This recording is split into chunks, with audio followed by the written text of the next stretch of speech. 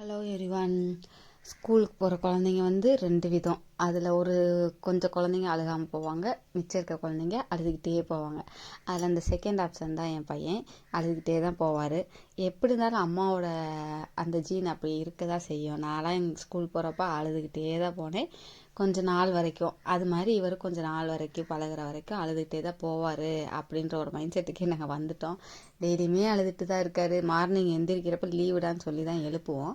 எந்திரிச்சு எப்பயும் போல குளிச்சுட்டு நார்மலாக தான் இருப்பான். அந்த பிரேக்ஃபாஸ்ட்லாம் ஊட்டி விட்டுட்டு லஞ்ச் பேக் பண்ணுற டைமை பார்த்துருவார். அந்த லஞ்ச் பேக் பண்ணுறாங்க, அச்சோ ஸ்கூலுக்கு தான் அனுப்புகிறாங்க அப்படின்றத கண்டுபிடிச்சிருவார்.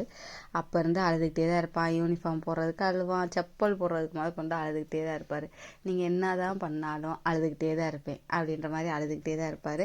அது மாதிரி நீ என்ன தான் அழுதாலும் நீ ஸ்கூலுக்கு போய் தான் சாமி ஆகணும் அப்படின்னு நாங்களும் ஸ்கூலுக்கு அனுப்பிச்சி விட்ருவோம்.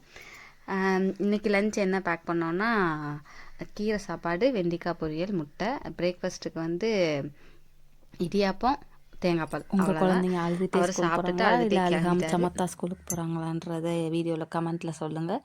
என் வீடியோ பிடிச்சிருந்துச்சுன்னா லைக்